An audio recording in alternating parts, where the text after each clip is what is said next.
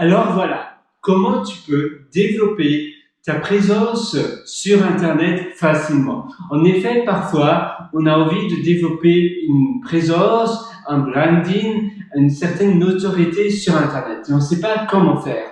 On est peut-être jeune, on a des réseaux sociaux, on est tout le temps en ligne, on est tout le temps connecté, ou bien peut-être que justement tu te trouves dans une tranche d'âge qui est plus avancée et tu sais pas non plus comment t'y prendre, comment faire.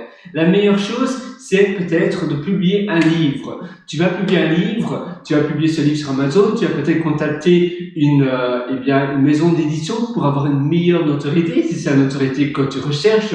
De toute manière, c'est assez difficile, surtout pour le premier livre, c'est assez difficile de gagner de l'argent avec un livre, mais c'est surtout pour déjà avoir une présence. Un livre, c'est la première chose, une bonne idée de faire. Surtout si tu es pas très à l'aise à montrer ta tête, à montrer ta personne, eh bien le livre va pouvoir te mettre une présence de toi sur Internet. Tu vas voir ton nom, etc. Et en même temps, tu vas pas vraiment montrer qui tu es, tu vas pas vraiment montrer ton visage, etc.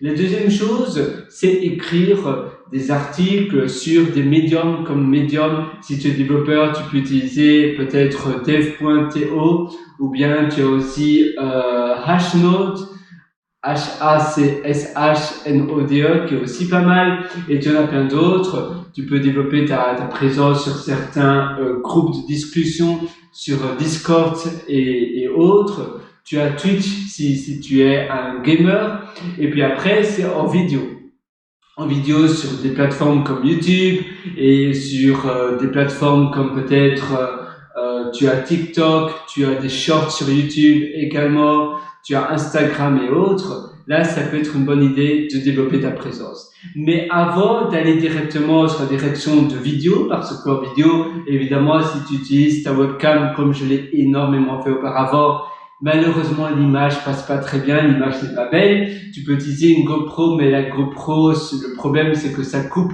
tous les fichiers en fichiers de 4 gigabytes à chaque fois, donc tu dois les recompiler et pour cela, tu dois avoir un logiciel d'édition de vidéo. Ça prend pas mal de temps et c'est un peu plus complexe. Donc, une chose entre deux qui est assez simple à faire, c'est de lancer un podcast. Un podcast, c'est facile, tu peux utiliser Anchor, A-N-C-H-O-R, qui a été racheté par Spotify, et c'est super simple de publier son podcast. Tu fais tout via l'application Anchor, ou bien tu peux d'abord utiliser une application d'enregistrement audio, et puis après tu importes ton fichier audio, toujours depuis le téléphone sur Anchor. Ça peut être une bonne idée. Évidemment, un podcast, c'est plus difficile de promotionner ton podcast, mais si tu utilises des médiums, des blogs, des plateformes comme cela, et puis après si tu utilises un autre channel, donc comment on appelle ça, une autre chaîne de trafic, comme par exemple un livre, même si un livre, pour promotionner son podcast avec un livre, c'est un peu plus difficile, mais tu pourrais faire des petites vidéos, sinon des vidéos que tu peux publier directement via ton téléphone portable. Si tu fais des vidéos sur TikTok et autres, eh bien, tu peux aussi promotionner là-dessus ton podcast avec des raccourcis d'URL. Ainsi, tu sais facilement mettre le lien sur la vidéo. Mais ça doit vraiment être une URL très lisible et facile à taper.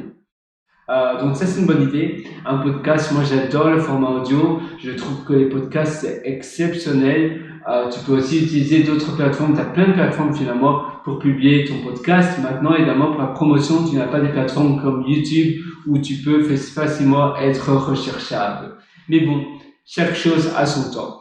Et pour terminer, tu as aussi la plateforme Google Books, donc Google Livres, où ton livre peut être beaucoup plus facilement trouvable sur Internet. Et normalement, Google Livres publie 20% maximum de ton livre sur Google Livres. Donc, tu dois être d'accord avec ça ou pas. 20%, ça peut représenter une bonne partie de ton livre que les personnes ne paieront pas pour voir. Donc voilà, c'est à toi à voir, mais maintenant, il y a énormément de mots-clés qui seront alors recherchables via les moteurs de recherche.